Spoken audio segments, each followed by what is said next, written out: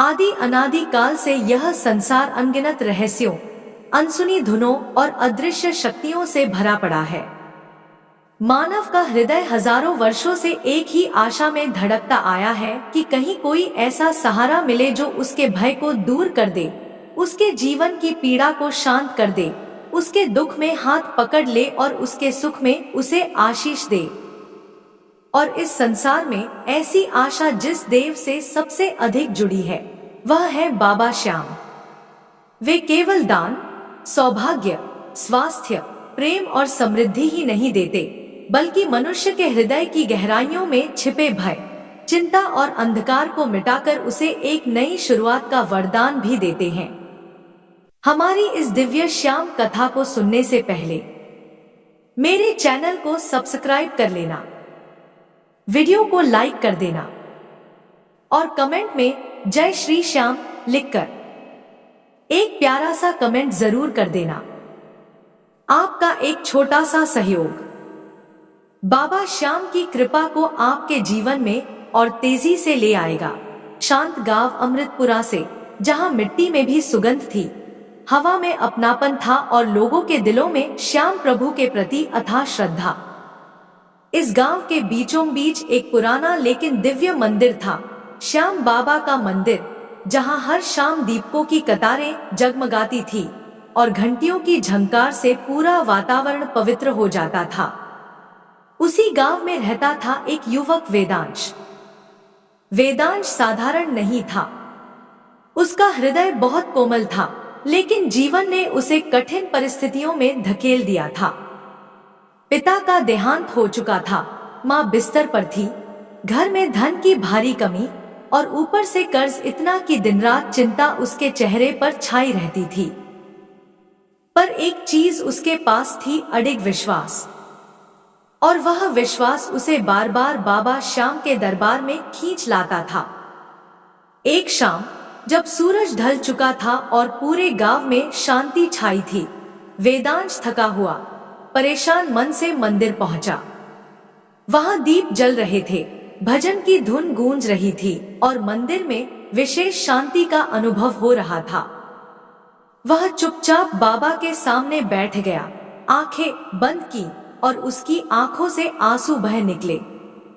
उसने कुछ नहीं कहा, बस मन में एक ही सवाल था, बाबा कब तक यह कष्ट रहेगा, कब तक यह रात इतनी लंबी होगी। और तभी एक तेज हवा का झोंका आया, मंदिर के भीतर की घंटियां अपने आप बज उठीं, दीपक की लौ हल्के से थिरकी, वातावरण में मानो किसी अदृश्य शक्ति की उपस्थिति महसूस होने लगी। वेदांश ने आंखें खोली और वह स्तब्ध रह गया। उसे ऐसा प्रतीत हुआ मानो बाबा श्याम की मूर्ति मुस्कुरा रही हो। उनके नेत्रों की चमक जैसे सीधी उसकी आंखों में उतर रही थी। वह कांपती आवाज में बोला, बाबा क्या आपने मेरी सुन ली? और उसी क्षण उसके हृदय में एक आवाज गूंजी, पुत्र, जो मेरे दरबार में आता है वह कभी खाली नहीं लौटता। तूने दर्द सहा है, अब सुख का समय आएगा। तूने आंसू बहाए हैं, अब मुस्कानें तेरा आशीर्वाद बनेंगी। वेदांश रो पड़ा, लेकिन इस बार ये आंसू दर्द के नहीं बल्कि शांति के थे। उस दिन से उसकी जिंदगी करवट बदलने लगी।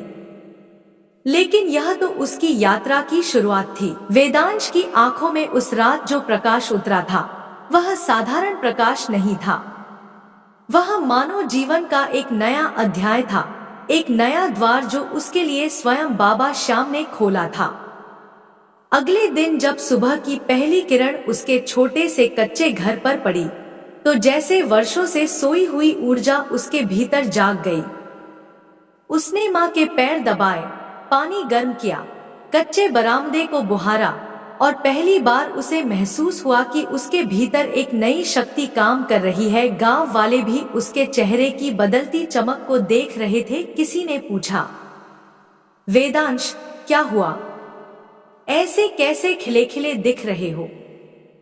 वह बस मुस्कुरा दिया, क्योंकि कुछ बातें शब्दों में नहीं कहनी चाहिए। कुछ बातें भगवान के और भक्त के बीच के पवित्र रहस्य होते हैं, दिन धीरे धीरे बीतते गए। वेदांश ने छोटी सी मजदूरी शुरू की। पहले दिन जितना काम करता था अब उससे दोगुना कर लेता था।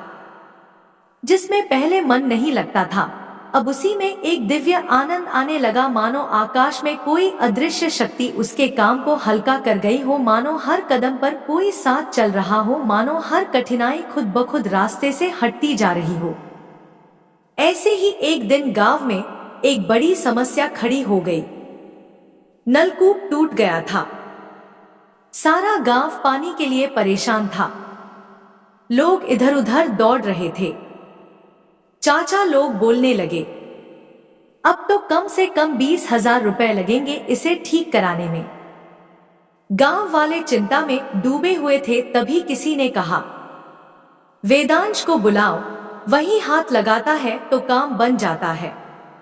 जब वेदांश आया उसने नलकूप को ध्यान से देखा। उसके भीतर एक आवाज आई, पुत्र तू बस प्रयास कर, बाकी मैं कर दूंगा। वेदांश ने औजार उठाए। गांव वाले देखते रहे। 2 घंटे बीते, 3 घंटे बीते। लोगों को लगा कि शायद काम नहीं होगा और अचानक धड़ाम पाइप अपनी जगह सेट हो गया। हैंडल घुमाया गया और पानी की एक तेज धार निकलने लगी। गांव वाले चौंक गए। उन्होंने ताली बजाई, कुछ ने तो हाथ जोड़ लिए। अरे यह तो चमत्कार हो गया। वेदांश समझ गया कि यह उसका कौशल नहीं, बाबा श्याम का आशीर्वाद था। उसने मन ही मन कहा, बाबा आप साथ हैं इसलिए सब आसान होता जा रहा है। उसके शुभ कार्यों की चर्चा गांव में फैलने लगी। लोग उसे पूछने लगे, पूत कौन सा मंत्र जपता है, कौन सा उपाय करता है? वह बस मुस्कुरा कर कह देता, मैं कुछ नहीं करता, बाबा श्याम करते हैं। धीरे धीरे उसके जीवन में बदलावों की बारिश होने लगी। एक दिन शहर के एक बड़े व्यापारी की गाड़ी गांव के बाहर खराब हो गई। किसी ने उसे बताया, वेदांश के पास ले जाओ, वह हाथ लगाता है तो गाड़ी भी चलने लगती है। व्यापारी हंस पड़ा, गांव का लड़का गाड़ी ठीक कर देगा। लेकिन जब वेदांश ने बोनेट खोला और उसमें हाथ डाला, कुछ ही मिनटों में इंजन की आवाज बदलने लगी। फिर एक झटके में गाड़ी स्टार्ट हो उठी। व्यापारी स्तब्ध, चौड़ी आंखों से बोला, बेटा तू कौन है? वेदांश ने कहा, मैं तो बस बाबा का सेवक हूं, बाकी सब उनका काम है। व्यापारी ने तुरंत जेब से 5,000 निकाल कर दिया, पर वेदांश ने हाथ जोड़ लिए। मैं पैसे नहीं लूंगा, यह तो सेवा थी। व्यापारी ने प्रभावित होकर कहा, तो फिर तुझे काम दूंगा। शहर में मेरी फैक्ट्री है, ऐसे हाथ वहां काम आएंगे। यह वह क्षण था जहां वेदांश के जीवन की दिशा बदलनी शुरू हुई। लेकिन असली परिवर्तन अभी बाकी था। शाम को जब वह बाबा श्याम के मंदिर गया, दीपक जल रहे थे, हवा मंद मंद बह रही थी और भजनों की धुन किसी दिव्य आशीर्वाद की तरह तैर रही थी। वह बाबा के सामने बैठा और बोला, बाबा आप रास्ते बदल रहे हैं, मैं इसके लायक तो नहीं। और तभी वही दिव्य आवाज, पुत्र तूने दुख का पात्र भरा है, अब सुख की वर्षा का पात्र बन, तेरा समय बदल रहा है। वेदांश की आंखों में आंसू आ गए। वह बोला, बाबा मैं हर कदम आपका नाम लेकर चलूंगा। उस रात वह एक नए सपने के साथ सोया, एक नए कल की उम्मीद के साथ, और बाबा श्याम की अनंत कृपा उसके जीवन में और तेजी से उतरने लगी। वेदांश ने जब शहर जाने का निश्चय किया, उस दिन सुबह का सूरज मानो उसके जीवन के आकाश में नई रोशनी लेकर उगा था। हवा में एक अलग सी मधुरता थी, जैसे किसी अज्ञात शक्ति ने उसके रास्ते में खुशबू बिछा दी हो। माँ की तबीयत पहले से कुछ बेहतर दिख रही थी। चेहरे पर शांति थी और आंखों में वह भरोसा जो वर्षों से कहीं खो गया था। वेदांश ने अपने छोटे से बैग में 2 जोड़ी कपड़े रखे, माँ के पैर छुए, घर के बाहर की मिट्टी को माथे से लगाया और फिर श्याम मंदिर की ओर चल पड़ा। गांव के रास्ते पर धूल उड़ रही थी, लेकिन उसके मन में केवल एक ही धुन गूंज रही थी, बाबा साथ हैं तो डर कैसा। जब वह मंदिर पहुंचा तो सुबह की आरती हो रही थी। ज्योत की लौ हल्के हल्के कांप रही थी, लेकिन वह कांपना भी एक दिव्यता लिए हुए था। घंटियों की रुनझुन, फूलों की सुगंध और हल्की भजन धुन सब मिलकर वातावरण को ऐसा बना रहे थे जैसे स्वयं श्याम प्रभु उसे विदा करने आए हों। वेदांश ने बाबा के सामने बैठकर आंखें बंद की और बोला, बाबा मैं आपकी राह पर चल रहा हूं। जो भी होगा आपकी इच्छा से होगा।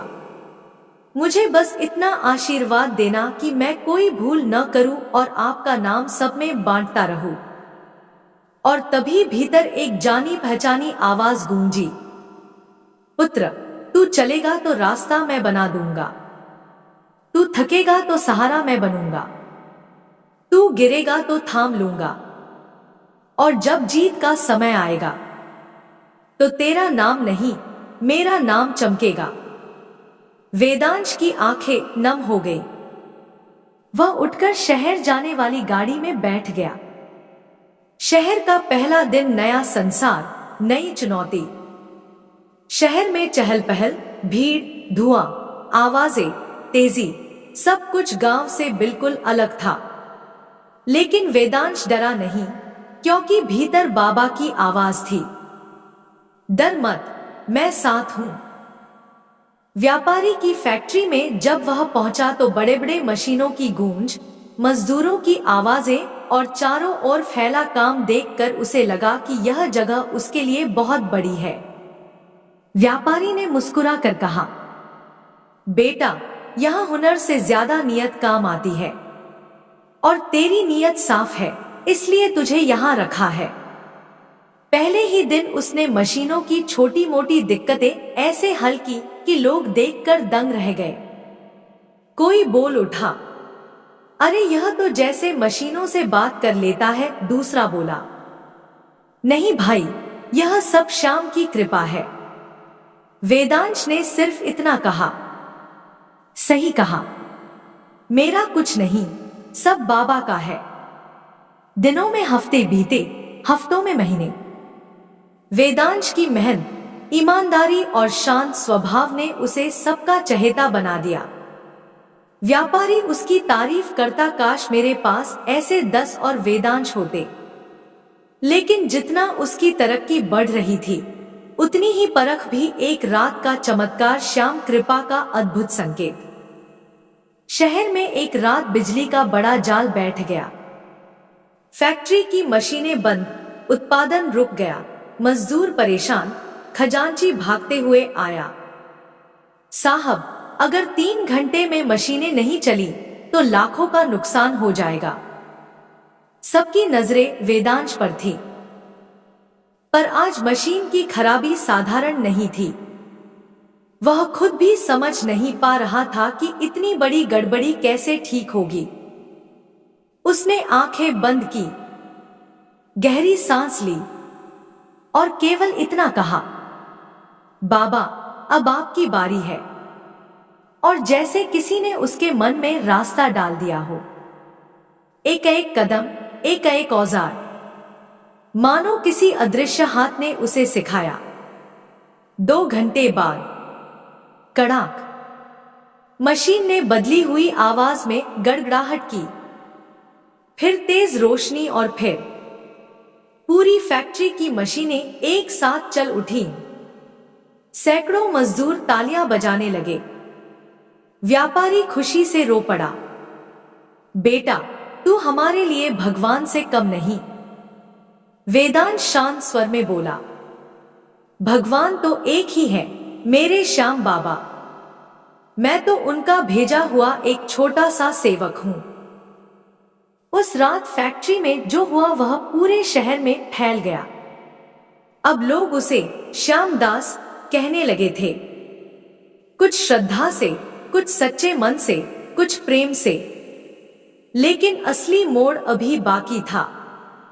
जीवन का सबसे बड़ा मोड़ जब बाबा खुलकर सामने आए। एक दिन फैक्ट्री में अचानक आग लग गई। चारों तरफ धुआं, चीखें, भागदौड़। लोग दरवाजे पर फंस गए, निकलने का रास्ता बंद।